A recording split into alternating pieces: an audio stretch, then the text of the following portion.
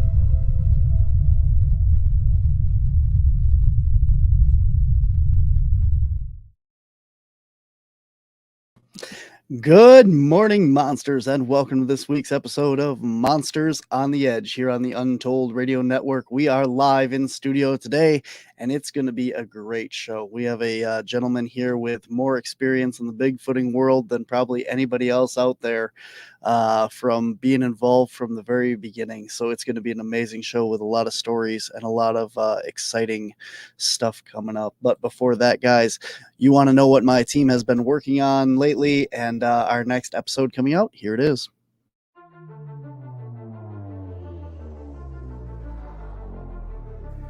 There is a hayfield in southern Wisconsin that some consider the epicenter of the strangest and most disturbing phenomenon in Wisconsin.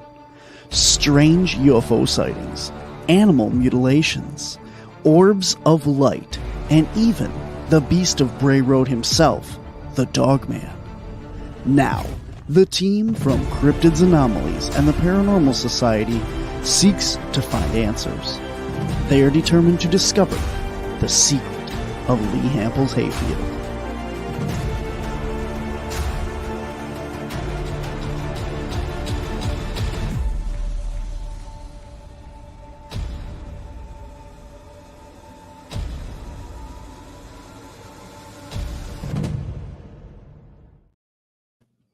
That's right, guys. We are going back to Lee Hample's hayfield.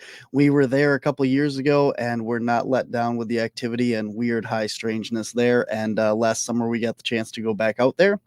And that episode comes out the end of July on our YouTube channel. If you want to make sure that you see it, make sure you head on over and hit subscribe and like and share, and you'll get to check that out.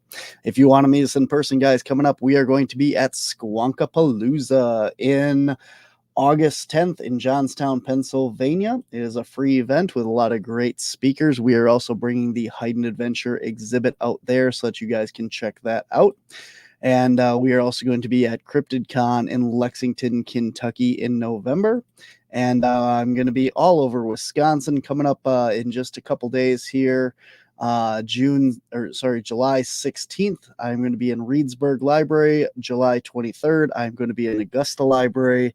July 29th, I will be at the Shawano County Library. So if you want to check those events out, head on over to wisconsincaps.com, click on our public events tab.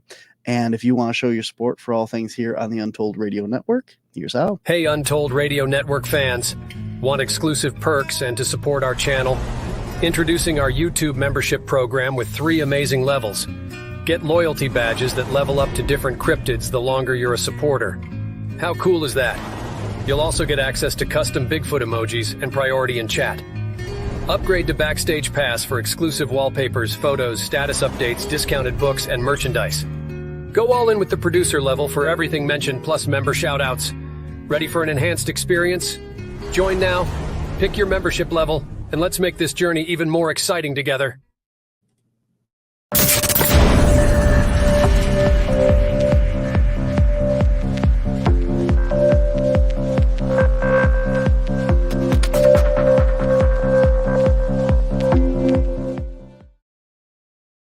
All right, guys. It is my pleasure to have back on the show today a man who has got so much wealth of knowledge here. He is Tom Contrell. He is a 5th generation of the West. He spent 9 years in the United States Navy, the majority of which was as a missile technician aboard the Polaris submarine. Tom was discharged while living on the Washington's Olympic Peninsula. He began college in Port Angeles, Washington, and finished his degree in logging engineering at the University of Washington in Seattle. During this time, he owned and operated a small logging company on the north and west ends of the peninsula. It was the sighting at the time that fanned the flames of interest that were kindled by Jerry Crew incident in Northern California in 1958 and eventually led to his current work. Being a mainstay in the Sasquatch community, Tom's findings have shaped current thoughts on Sasquatch, and he has mentored many researchers in the field. He is a prolific writer and popular speaker at many Sasquatch conferences, in addition to having authored 13 books on Sasquatch. He has also written many essays that are available to be read on his website, tomcontrell.com. Tom and his work continue to inspire the community and he continues to attend many conferences that he is physically able to attend in person. And Tom also has a really cool event coming up next year that you're going to want to check out. So we'll talk about that in just a minute. But please welcome to the show, Tom Contrell. Welcome back, man. Well, thank you. That's a wonderful introduction. I was sitting there proud of myself listening to it. Yes, I did start in 1958. I was 15 years old at the time, and Jerry Crew incident happened in an area that I was familiar with. It was not near our home, but it wasn't that far away, and we had friends that lived in the area. And my dad, the article was picked up by the wire services, the article that Andrew Gensoli wrote in the Eureka Times, which, by the way, was the first time Bigfoot appeared in print. And he asked me, as he always did when something like this came up, what is your opinion on this? What do you think about this? And Dad had a way of instilling curiosity within me. And so I read the article, and it kind of lit my fire. It really did. And I started studying. I read everything I could get, especially what's his name, the paleontologist, anthropologist Grant's? at the time. Grover Grant's? No, this was long before Grover Grant's time. I can't remember the name. Pardon me for being old. That's the right. name just jumped out of my mind. But he was the world's foremost paleontologist at the time. He'd written 13 books on mammalia, that were the standard in the teaching profession for mammal research. I can see it in my eye, but do you think his name will come to my mind right now?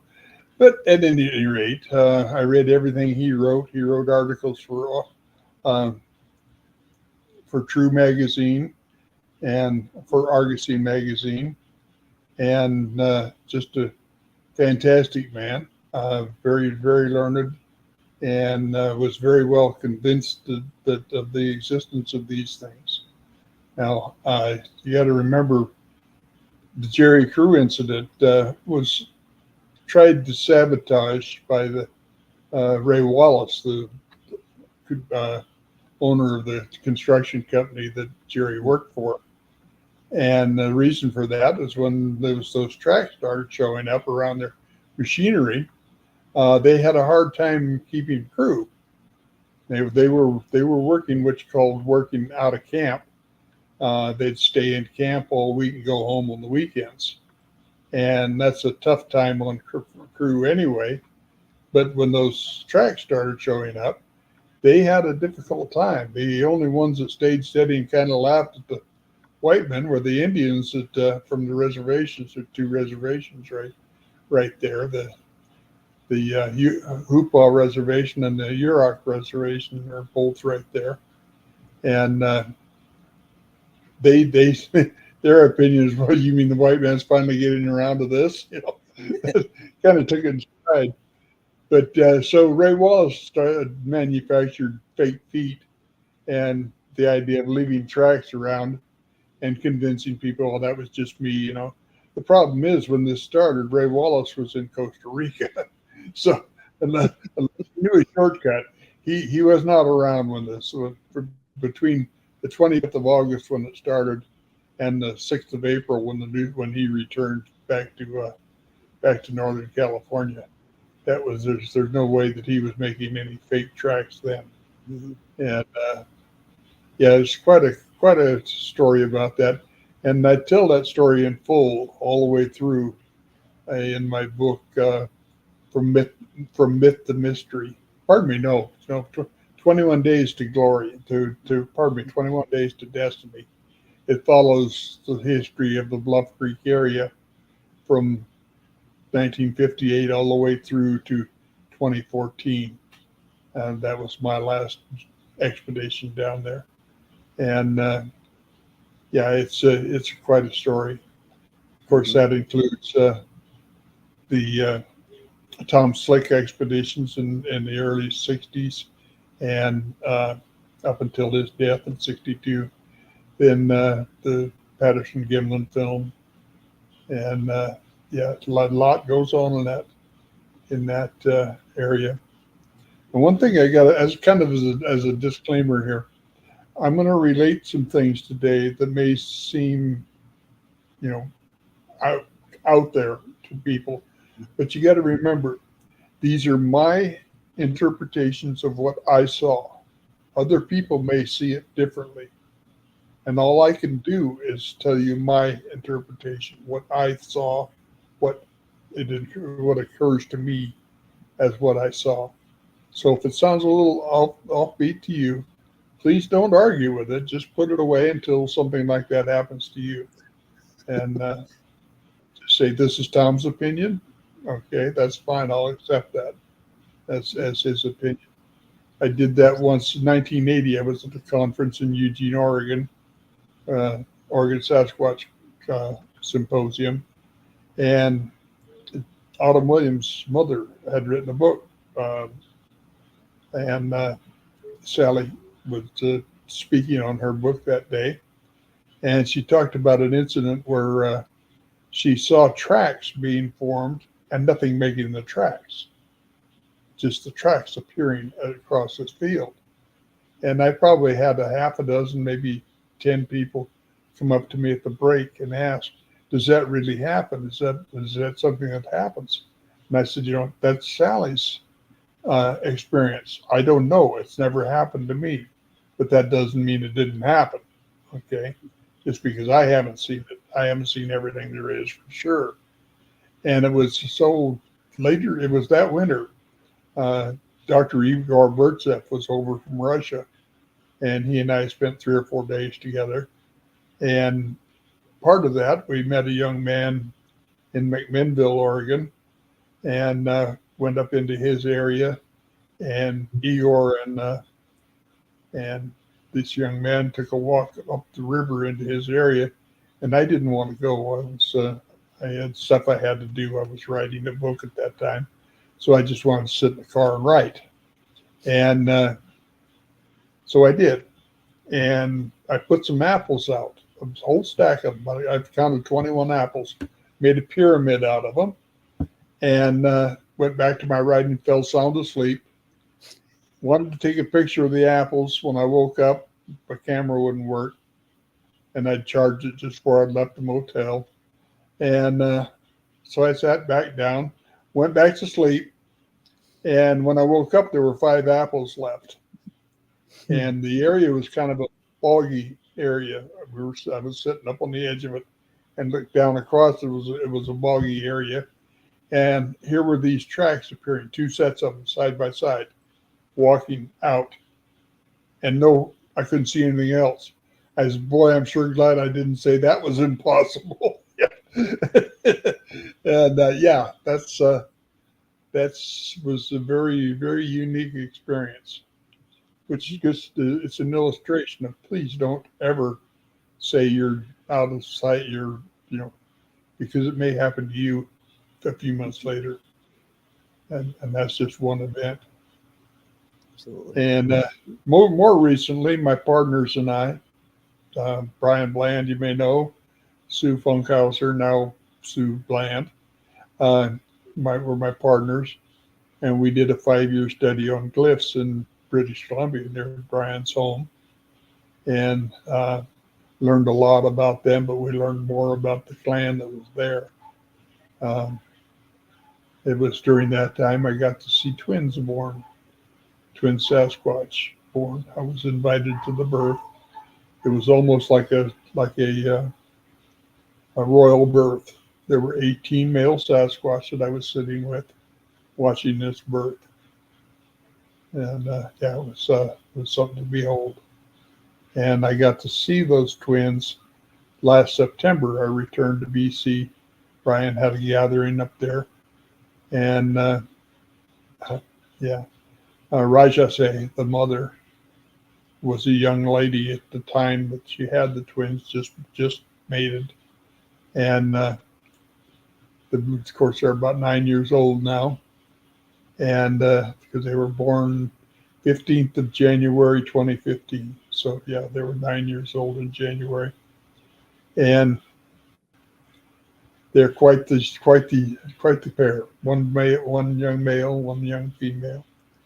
And they're about, probably 5 feet tall in September, 5.5 feet tall. And just like you'd imagine 2 9-year-olds to be. It was quite a sight, quite interesting. So you say you got invited to watch this, and like, yes. were the other Bigfoots? Can you tell us more about that? Because I think everyone's on the edge of the seat there, going, "Wait a minute, what just happened?" So tell us the whole story there. Like, how did you get invited to this? How did you Well, find I've been working with that clan the whole time. Okay, they knew me very well. As a matter of fact, Rajase, just after she was mated, made it known to me she wanted to talk to me, and I was with Randy Brisson, with Brian, and a whole group of people. There were 8 or 9 of us, so we're just wandering the trails that day, and so I had to get away from them so she could talk to me. And it was raining. Oh, was it raining that day? And it can rain in BC when it wants to. I want you to know that. So there's a big fir tree there, and I said, look, it's kind of dry here. And I had my walker. I said, I'll just sit here and wait for you guys. You're going to hike up we called it the Green Tank Trail. It went up to a water tank that served the campground there. We're inside of a provincial park. And oh, no, we can't leave you. No, go ahead. Please go ahead. about the, after 10 minutes of this, please go ahead and leave me be. And they were no more than out of sight around the curve. And she came out and was telling me about her life with her new mate, that she had gone to Oklahoma to meet. And she told me then when she had a baby, she wanted me to be there at the birth. And so she just conveyed to me when it was near time to come, when we were still in the middle of our cliff study. So I was there a lot, and she just conveyed to me it was time and where to go. It was a hike back in the hills a ways. It was probably, it was 6 kilometers, I think is what it was. And of course, pushing my walker, that's a bit of a walk, but I was there. And like I say, 18 men, because these had to be from at least 2, probably 3 different clans, because the clans up there only run 13 to 18 individuals. And of course, that's males, females, and children. So there had to be at least 3 different clans, which was what leads me to believe that it was treated like a royal birth. Her sire was the clan leader in that area. Great big white guy, 12 feet tall. And we have pictures of him as well. And like I said, I just sat there among these at 18. I felt a bit intimidated. I was the shortest guy there. I'm not used to that at 6'4", being the shortest guy in town. And so and got to watch the first one being born. The first thing they do is take him down the creek and wash him off. And of course, they squeal like mad, scream like mad. Does the same effect as our spank on the butt, And then they went back and started in again. I couldn't figure out what they're doing. And then all of a sudden, the voice came in my head. It's twins. I was, oh, okay. And the second one was birthed, did the same thing. And her mother was in charge. She was the birthing person to do the delivery. And the males just sat around and watched it, kind of hummed in a low humming sound, and very low frequency. And while this all happened, after it was done, they all stood up and kind of bowed and nodded and went back into the timber again. It was pretty darn cool, I want you to know. And very special to be allowed to do that. And like I say, then I get to see him again at 9 years old. That was out of sight. And she's got a new baby too. They have their children about 7 years apart. And they do that to maintain population low. They physically do that so that they don't interfere with us. Now they're trying to make more contact, so there may be more. They may increase that frequency. They're physically trying to introduce themselves to more people. And but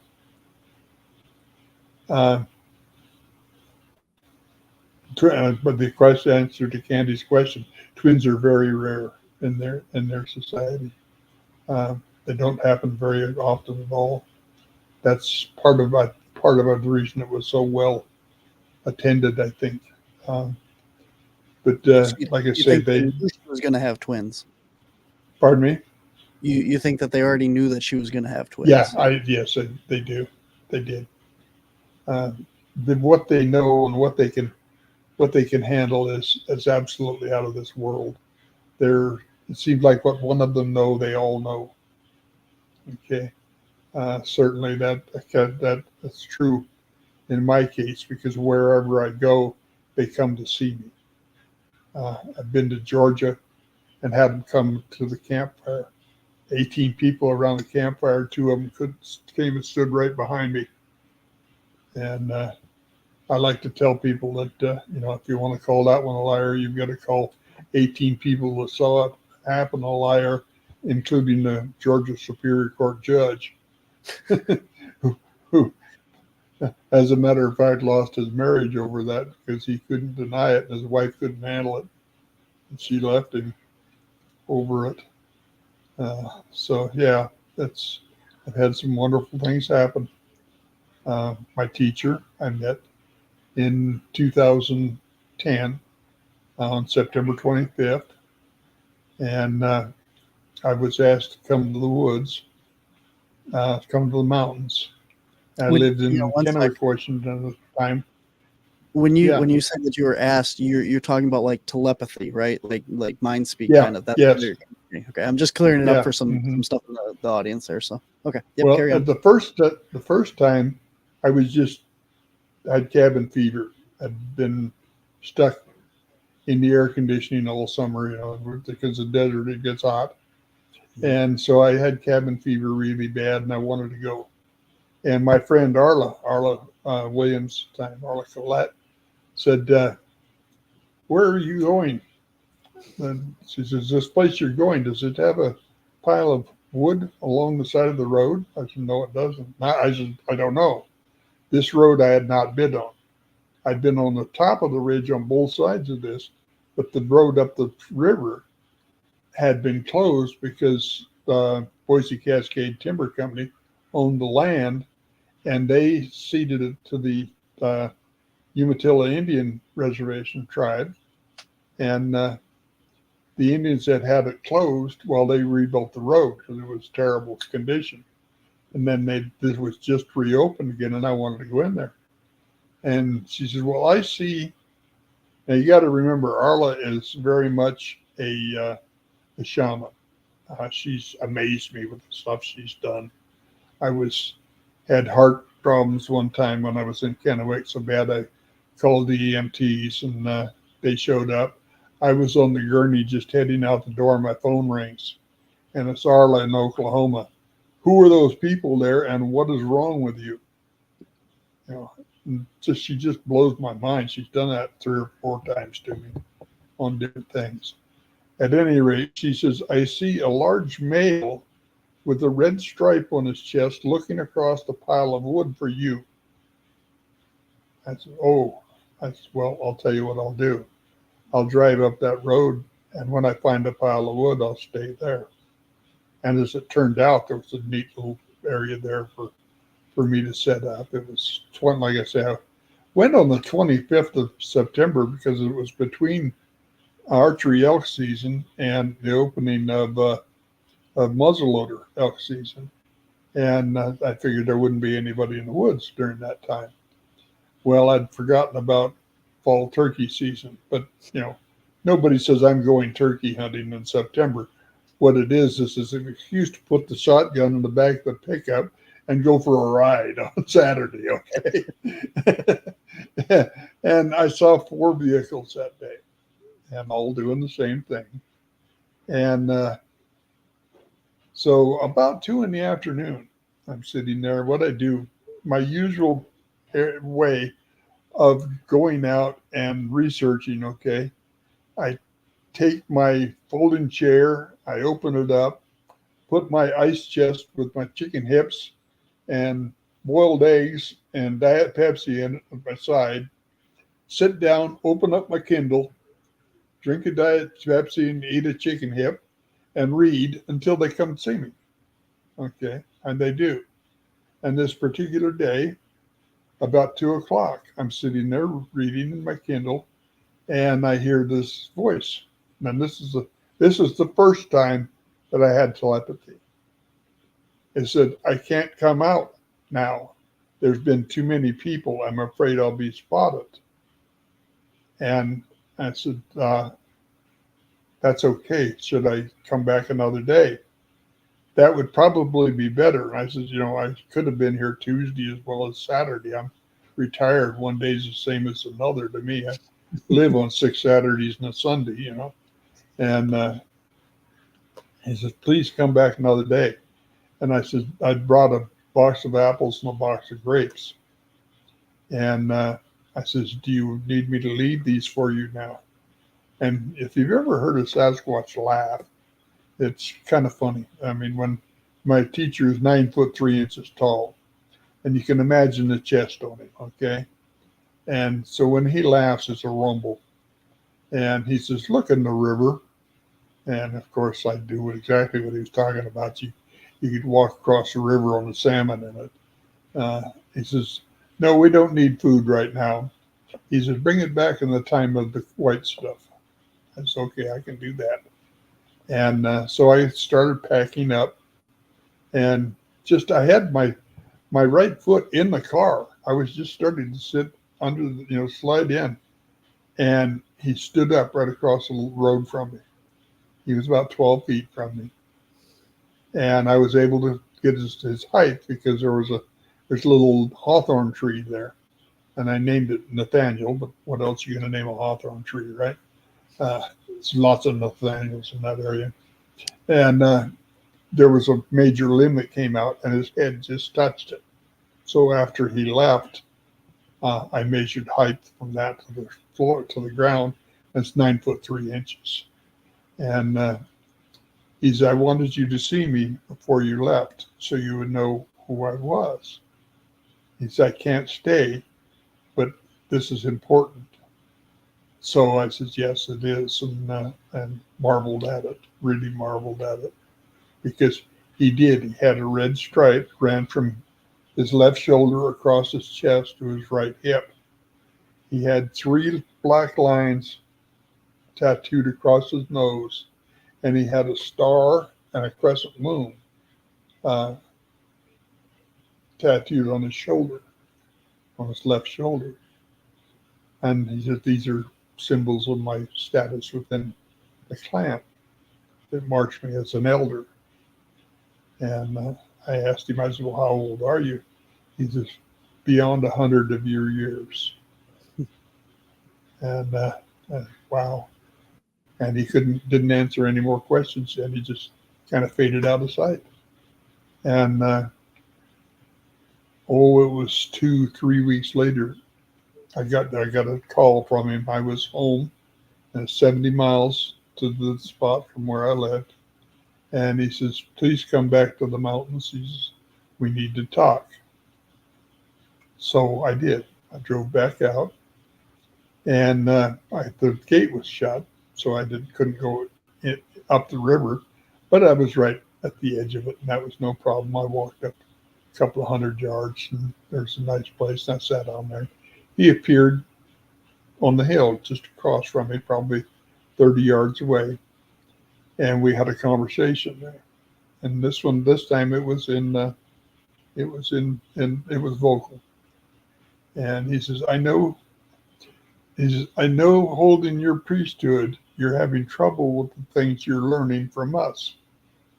I said, yes, it's confusing. He says, know this, we have the same creator. We serve the same God. Wow. I said, do you know of Christ then? Yes, we do. He's the Savior for mankind, not for us. Well, do you have a Savior for your people? That's not for you to know at this time. I get a lot of that. My curiosity extends beyond what they are willing to tell me at this time. Mm-hmm. But what they wanted me to do was to be their scribe, to tell their story. That's why I've written 15 books. A couple of them aren't in publication now, but I have written 15 books on the subject. Latest one is this one, Sasquatch the Proof. And I guarantee you, if you read that book, you will be able to tell people when they ask you, I can prove scientifically they exist. Okay? And just in a short sentence or two, there's something called the intermembral index. And what that is, it's a ratio of your arm length to your leg length. It's an anatomical constant taught in every school in the country that teaches anatomy. And it's a constant. In humans, it's 72. Our arms are 72% of the length of our legs, measured from shoulder to wrist, and from hip to ankle. Okay. In chimpanzees, it's 105. Their arms are just slightly longer than their legs. In gorillas, it's 122. In Sasquatch, you've always known their arms are longer.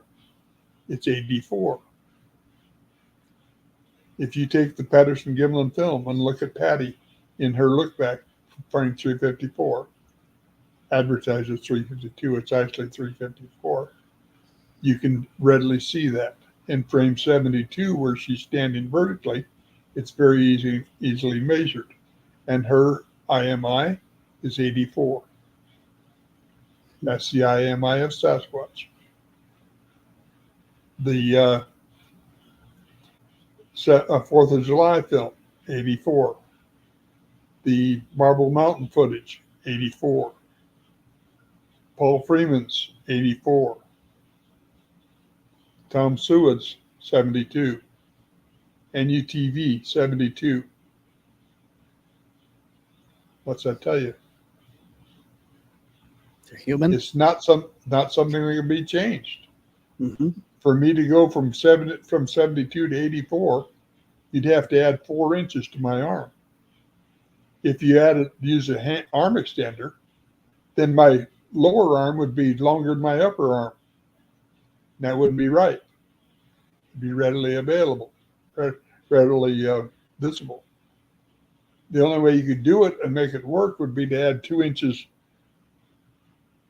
below my elbow and 2 inches above my elbow. And I'm probably not going to allow that. Okay. So, there again, what's that tell you now about Patterson Gimlin film? Mm-hmm. Since her IMI is 84, what's that tell you? It's got to be real. There's no other way around it. Scientifically reproducible evidence. All right. Another factor. And this is again, it's an anatomical constant. Your height is 6.5 times your foot length. Her foot length is 14.5 inches. I've got a copy of the original cast that Bob Gimlin gave me and signed for me. And it's 14.5 inches. It was attested to by 4 different independent researchers. John Green, newspaperman from BC. Renee DeHenden, businessman from BC. Bob Titmus, animal stuffer from Taxidermist. California. And the taxidermist, there's the word. Yeah. And Al Hodgson from Willow Creek. All of them, 14.5 inches. Take that times 6.5, 7 foot 10 inches. Okay. Mm-hmm. Add that to Bill Munns, one of the greatest researchers ever. We used to run the school in Hollywood for costume creation. Okay. I think he knows something about it. He did use the camera lens data and distance to subject between 7'6" and 8 foot tall. Take the frame 72 where you see the bottom of the foot clearly. Take the length of that with a pair of dividers and go up the body. Make amends for the fact she's leaning over.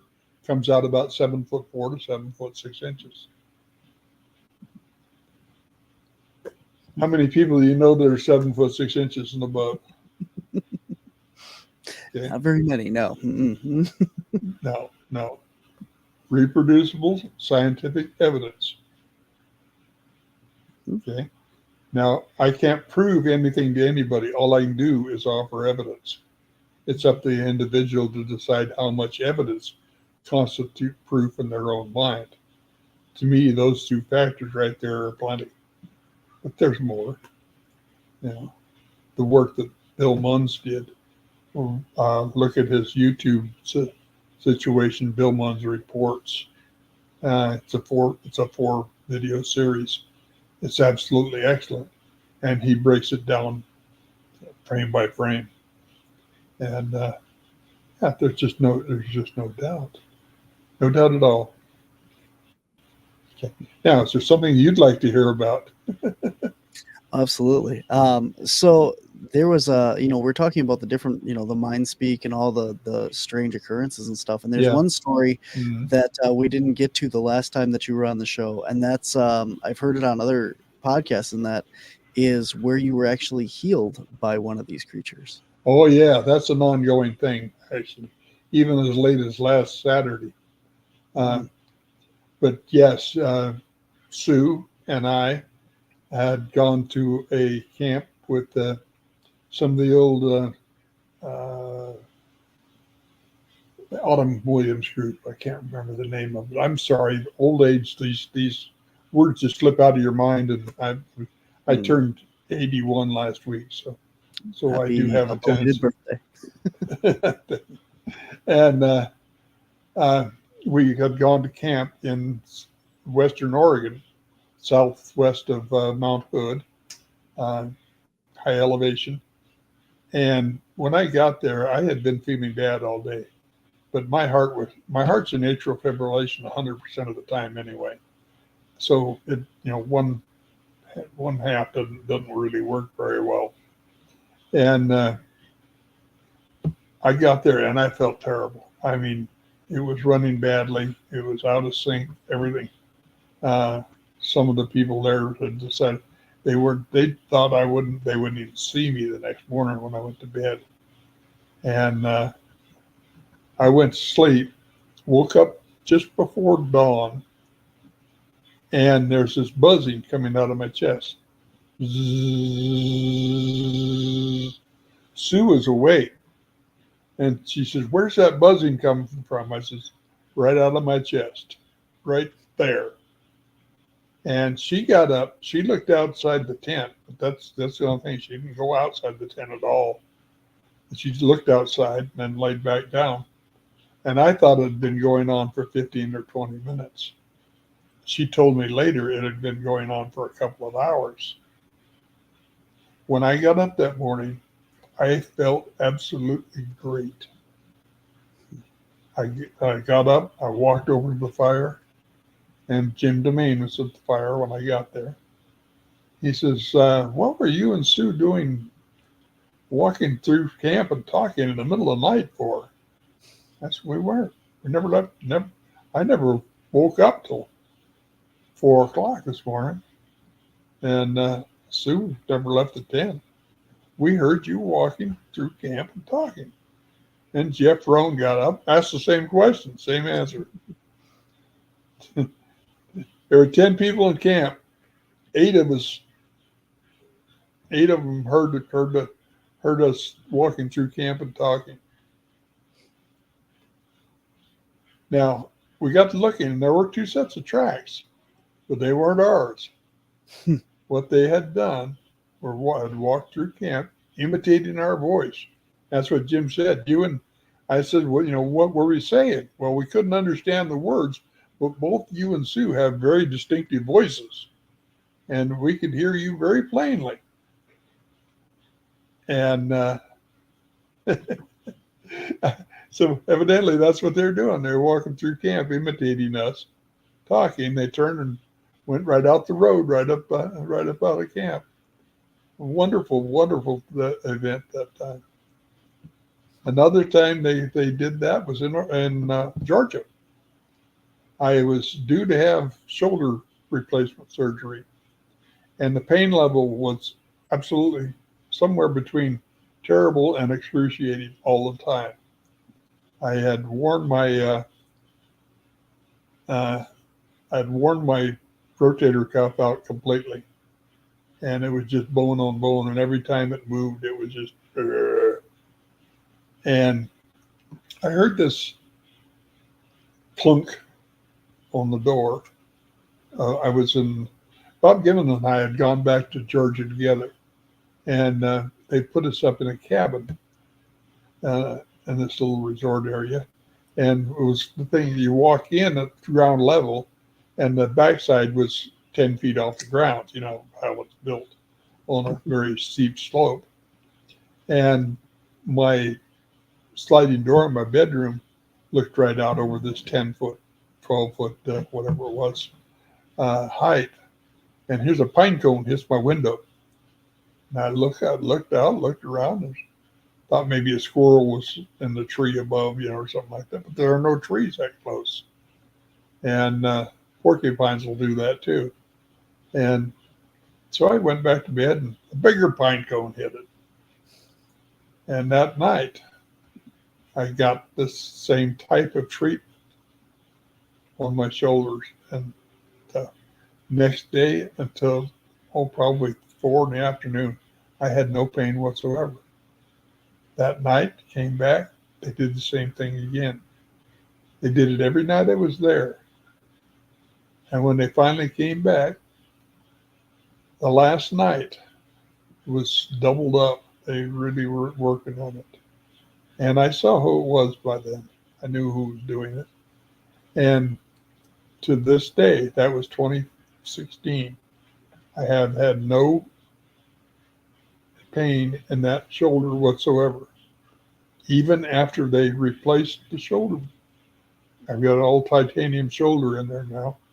And even after the surgery, there was no pain in it whatsoever. That's flat remarkable. This last Saturday, I had an event happen. They went to work on, my teacher went to work on me immediately. By the time the paramedics got here, the situation was gone. And it was severe prior to that. They're just amazing people. They're just wonderfully amazing people. And those healing stories are in my book, Sasquatch Myth, the Mystery. And most people misunderstand the meaning of that title, but it's carries them from the time they were a myth to now where they're just mysterious. Okay, and it covers all of those healing events. And these books are all available, by the way, on my website, tomcontrell.com. Started out when I first built my website, I used the title of my first book, Ghosts of Ruby Ridge.com.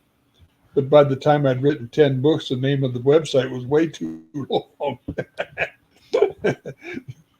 So I just decided to put my name there. That doesn't change. And I have a list of all the books. And I think I filed that up when I'm working on this expedition website or web page. And now I got to go back and redo the books, but I'll get that done before the weekend. If you order directly from me, you get them signed and dedicated too. Very cool. Yeah, while we're on that topic, you want to talk about the expedition you got coming up? Oh yeah, this is next August, and we'll get it framed out yet. But I'm planning on making this the greatest ever because it's going to be my last one. But we're going back to Bluff Creek, Elk Meadows, and this is 32 miles off the paved road. It's where we camp. It's totally primitive camping. Bring your own potty chair type even. Okay. It's in the wilderness. There's wilderness areas on 3 sides of you. The only thing that isn't is the road into it. It's just a few miles from Bluff Creek where Bob and Roger had their film, and we're going to do an expedition down into the film site, probably an overnighter. We're going to have presentations by people I consider experts in their field, and every evening, and we're going to have some different investigative groups formed. under people who are experts in their field again. One will be strictly Sasquatch. One will be orbs. Another will be, I don't know, different than ET maybe. Maybe the little people even. We're having a planning meeting here in the next couple of weeks to start putting things in stone. But right now we're tentatively scheduled for the 8th to the 17th of August of 2025. And anybody that lives anywhere in this country, if you put $20 a week away now, till then you can fly in from anywhere. Okay, that'll pay for everything. There will have to be a little charge on this because we're going to have charges. They're going to, this many people will have to have a permit from the Forest Service. And I doubt we'll be allowed fires, so we'll have to have propane fire pits. And that costs a little bit of money. So we'll figure that out and get back to you on that as it comes up. But it's still a year away. Just put your money away now and make it happen. I'm going to have to rent a motorhome myself because I can't camp out. If I got down, it'd take heavy equipment to get me back up again. So I'm not even sure I can get in the motorhome, but we're going to try. May need some help pushing, some pulling, but we'll make her work somehow. I was there in 2014. Again, that's in the book 21 Days to Destiny. That I had 5 different things that I wrote about there, essays on, that happened that were absolutely fantastic by themselves. We had 2, came around a curve in the road. We had 2 of them standing right in the road, right in front of us. By the time I got stopped, it was 20 feet away. And Jackie was over from England for this outing. And it'd probably take her more than $20 a week to get here from England, but that's not what I was counting on. And she saw them standing in front of the car there, and she just yelled as loud as she could, "Bigfoot!" About blew my windshield out on my car. Arla was in the back seat. She got to see him. And as they disappeared over the bank, again, telepathy. I'm the one you know as Patty. This is my son. Mm. And so that's the 3rd time that I've seen her. And so we got back to camp, told everybody. Arla and I sitting in camp. There's 2 of them on the bank right across from us, watching us the whole time, just sitting out in the open where we could see them. And poor Kathy, she likes to put her tent away from everybody else so that the youngsters will play around her tent at night. About the 3rd morning, she came to the fire, and her eyes looked like 2 burnt holes in a blanket. She was barely moving. Arla says to her, "What's the matter, Kathy? You having trouble? You can't sleep?" She's like, "Can't sleep. They won't let me sleep. They're playing with my tent all night long." She says, "Well, you can tell them that to leave you alone, that you need your sleep." She says, "Can I?" She says, "Yes, you can." "Okay, guys, leave me alone tonight. I want to sleep. Go play with Nancy." Poor Nancy. She and her husband Russ were a ways away. They slept in hammocks, and that's the night Sasquatch Pinata was born, because they would run by and slap them on the butt of the hammocks. All night long they were doing this. Now, I'll tell you, it was the finest camp out I have ever been on, and that's why I want to redo it there. That's why I want that to be. The reason I wanted to return there in 2014 is because I had an incident there in 1978 when I was bullbook for a timber company there, and I had an incident where I had 3 of them around me, and all night long, trying to talk, trying to communicate, and not being able to. And yeah, it was fantastic. So I wanted to go back, and that's 2014 was going back. Now I want to go back one more time. One more time. Well, it sounds like it's going to be a great time. We have It's going to be. We have a lot of questions that have piled up here, so I want to make sure that we can get through these. All right. So if you guys have any questions for Tom of any of his experiences or anything you want to know, please put them in the comments section. If you put them in all caps, they'll be easier for me to find and bring up. The first thing that I would like to ask you is actually mine. In the beginning, when you saw your teacher, and you said he stood up across the road from you, and he wanted you to see him, and then he disappeared, you said. Did he just like drop down and move away, or did he physically just disappear? Just fade. Okay. Just went away. Yeah. Yeah. He was there, then he went. When we talk about this phenomenon, people always say, "Oh, he disappeared," and you really have to be careful in this, when you're talking about Sasquatch, because that could mean a lot of different things. That he either just he disappeared, he walked off into the woods, or he physically disappears. So I wanted to make sure that I got that clear as to the what happened there. So very cool. All right. So we got some questions here. Let's start with. Candy says she hears you about your walker. It must. And Teresa, yes, they do have a great sense of humor. Uses a walker as well to get around, so she understands that. That's cool. And Lee, no, I don't. The only time I can do that is with them. Okay. Interesting. Yeah, she asked, "Do you have any clairvoyant abilities?" For those that are just listening. Yeah. So no, just from that too. All right, hang on here. Okay, so this is going back to you were talking about they had heard voices outside your tents when and Lee says that she thinks that maybe they did that so that people wouldn't look out. If they're walking through, and they hear walking past the tents, and it's just you because they can hear your voices. What are your thoughts on that?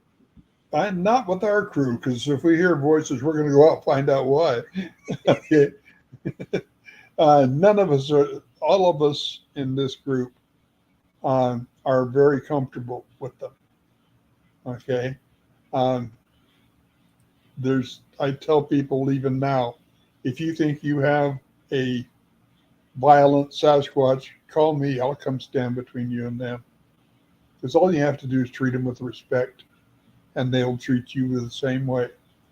They are the most loving people possible, but they can be, you can get in the wrong places. Get between a mom and her baby, and I don't care what species you're dealing with, you're gonna have a problem. So what happens when that happens? I just back out and let them be. I'm in their home. They're not mine. I'm in theirs. So respect them. Respect where they live. Respect is everything. You've got to understand that. Everybody, please, if you get nothing else from this, learn that respect is everything. They're not an evil people. They're not a violent people. They survive. The last thing they would want to do is harm the superior species in the world. What would happen to their clan if it were known they mutilated or killed a person? They'd be hunted to death. And that's wrong. That's not to be done. Just respect them. If you're going to leave them gifts, make sure it's gifts, not steadily that they rely on it. And make sure it's not high sugared foods. If you want to leave apples and peanut butter are the greatest. They love apples and they like peanut butter. And I love seeing those big finger marks in the peanut butter jar. That just trips my trigger firsthand, I guarantee you. That's good. I think you touched on this comment already. Then you want to know, what do you have to say about the negative experiences that some people have had? And I think that's kind of what we just covered there. So awesome. In my book, Sasquatch Face to Face, it's 32 face-to-face encounters. And it's amazing how many of them talk about how afraid they were, how scared they were, that they couldn't move for the fear. And all it was doing was standing there looking at them. You know, but people are not ready for it. And the fear, they get locked in on the fear because it's something they don't understand. These things are huge. And I mean, you don't know how huge they are until you see one face to face at 10 feet away. I mean, with my teacher, when we're face to face, I'm looking just above his navel. And I'm 6'4". Do you have an idea of I totally lost my train of thought.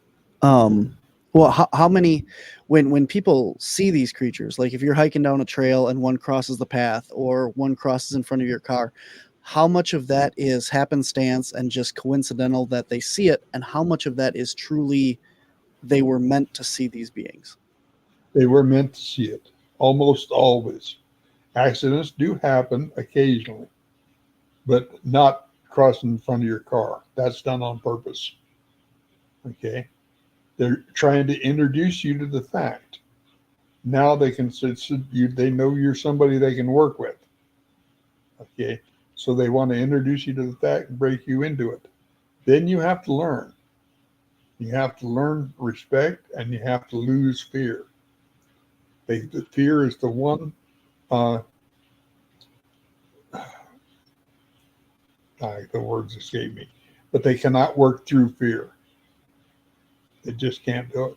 Okay, so you have to lose that fear. Do I think what do I think they are? They're another us. Then look at the DNA, the mitochondrial DNA that comes from your mother's line, grandmother, great grandmother, right on back, is pure human. The non-human factors show up in the nuclear DNA, and we don't know what that is. 2.3 billion samples in the gen bank, and it doesn't show up there. What does first book of Thom say? I think it's probably a pre-human, proto-human, like Heidelbergensis or Africansis, that we don't have DNA on yet. I think it's proto-human, but close enough that they could, mate with Homo sapiens. And so that's like 35,000 years ago that Homo sapiens showed up. So that's what I think they are. But they could be. It could be ET. We don't know. We just have no idea because that is not in the gen bank. You had mentioned that you had seen Patty and her son. So there's a lot of speculation going back to the Patterson Gimlin film that she had either just been pregnant or had given birth, and the infant was nearby. Do you have any thoughts on that? Do you think that is? She was pregnant at the time. Okay. Yeah. There was a youngster and another one, but they don't appear in the film. That again was a prearranged thing. Okay, she was there to introduce them to us. Okay, you have to remember how intelligent these beings are. Personally, I think they're more intelligent than we are. The fact they haven't had anything to do with us for 35,000 years kind of proves that. Look at what we do. We destroy everything we build. We destroy one another in ways that are unreal. I mean, they mate monogamously, and they mate for life. They don't acquire things and store things. They don't hold and defend a territory. Yeah, you take those four things out of our history, and how many wars have you avoided? Huh? Yeah. Yeah. Isn't nearly every war we fought over that one of those items? Yeah. Yeah. Yeah. They We don't have have power struggles because they have a clan leader, but he has about as much power over the clan as the Indian chief had over the tribe. You know, he was an advisor and a father figure, and that's about it. And same thing with them. When they mate, like Raja say, when she mated, she went to, they have meetings twice a year, regional meetings. At these meetings, who's ready to have a child now? Who's ready to take a mate now? Raja say was ready to take a mate. There's a male in Oklahoma who's ready to take a mate. She travels to Oklahoma, spends time there with their clan. If it's something they want to do, then they return back to her clan to live. So Fortuna came from Oklahoma to BC and lived with the clan there. The only time that is not true is if there's some reason he's too important to his home clan. If they've had, deaths or something, he's needed there, then they'll stay there. Otherwise, they return back to her home clan. Yeah. Interesting. We have a question going back to your story about riding in the car. Do you remember if you were tired to fall asleep in the car or if you were put to sleep by something? When was that? You said that when they went up hiking on the trail and you stayed in the car to Oh, read. yeah, right. At McMinnville. I was not tired. I'd just gotten up. I had breakfast and I was wide awake. But all of a sudden I was asleep, So I think I was probably put to sleep. Very good. All right. And as far as the birth of the twins goes, are they fraternal or identical? They were fraternal. It was male and female. And the last one we got over here. That's kind of hard to have identical male and female. Candy would like to know, do they know that the powers that be deny their existence? Do they have a clearer understanding as to why than we do? No, that they're befuddled over that. Why in the world did they? I mean, look what happened when Roger and Bob first had their film. They took it to a university, and the professor says, Sasquatch are a myth, therefore any film purporting to show Sasquatch has to be a myth too. So, that's what they met with. And, it was unreal. And it's the same way today. But Dr. Jeff Meldrum gets so much static from the rest of the staff on his. That's why he has to be so careful on what he says. So careful. He cannot say they exist. He can say the evidence exists, they exist. But he knows. I've had personal conversations with Jeff many times on this. Jeff and I have the strangest relationship. After the summit in Ocean Shores, Washington, a couple of years ago, I walked up to him and shook hands. I said, well, Jeff, we did it again. We disagree with 60% of what one another says. Shake hands and go home friends. He says, yeah. He said, no. He says, I'm listening to you, and you're so darn articulate and explaining it so well. He said, I find my head going up and down. I said, Jeff, listen to your head. Listen to your head.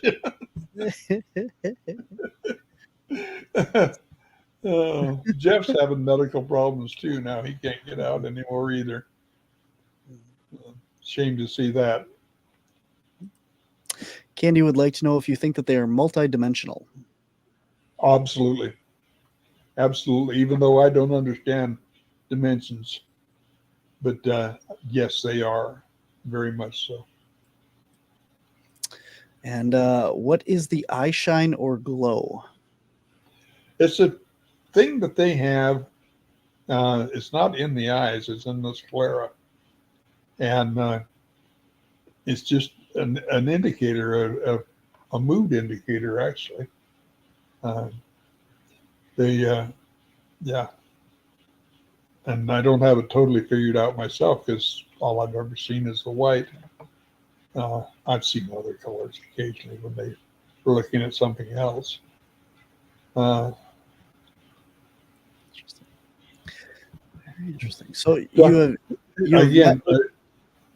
yeah, talking about Dr. Meldrum, Jeff has to stick strictly by the what the college said, what the current research is. Mhm. He can't go out on a limb at all. Even if he sees one, he hard. I mean, they're after his tenureship at Idaho. That it's that bad, and so I don't discount anything he says that way. And know this about Jeffrey too. Although we disagree 60%, I've never listened to him that I haven't learned something worthwhile. Mhm. Okay, and that's very important. I don't agree with what he says they are. I love his work on footprints. I've never seen a person do a better job. And he has a storage of the man's got all of my books on his shelf, and okay, and I have all of his on mine. But that doesn't mean it doesn't mean we can't disagree and still be friends. You can disagree without being disagreeable. You know, the ones I don't understand are the ones that go into, I believe in Bigfoot group just to say they don't exist. Mhm. What's their idea? Why are they even there? All they want to do is cause discontent. It just doesn't make sense. So though I've started with those and I explain intermemorable index to them, and they say now will you refute that? And of course they disappear at that point. Yeah. Yeah. Very good. All right. Well, if you have any last questions, we can try and get them in here before we wrap up for the day. Looks like we are all caught up on everything as of now, I think. So, man, Tom, it has absolutely been a pleasure talking with you again. It's Well, it's thank you so very much. I so. invite everybody to my website there's lots of articles there. There's some stories there. Uh, I'm trying to add more. I've got books there from other people. I've got their pages. It's just and right now even my book section is down. So just go there and enjoy. Okay.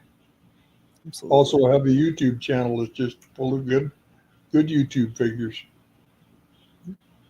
Yep. And we, for those of you, all that is in the show notes as well. And then I did put the link to his website in the comments section for anybody that's looking to pick up one of the books. And again, go check out the expedition that is being planned for next August. Not this year, not this August. It is 1 year from next month. Correct? Absolutely. Yeah. I'm going to need that much time to plan it. Absolutely. All right. Very cool. I want to thank everybody for being so wonderful today. This has just been great. I don't have time to answer everything I see up there, but I just love the commentary that goes by. That's absolutely cool. Yep, absolutely. Very good. A lot of thank yous for your time and everything. Thank you for being here. Thank you for answering your questions. One of the best guests. There you go. Appreciate you there. A lot of stuff over there. So thank you so much All again. right. Thank you. I hope that your expedition goes well, and it sounds like it's going to be a lot of fun. And it seems like wherever you go, they seem to follow you. So I'm sure that everyone that does get a chance to come out is going to have a great experience. they're going to have a great experience whether Sasquatch shows up or not. Absolutely. I want to make this the event of the decade. I really do. And you'd be invited too. I appreciate that. I will definitely keep it in mind because I haven't got a chance to get out there. So, all right. Thank you. Absolutely. You take care, man. Bye-bye. All right, guys, that does it for this week's show.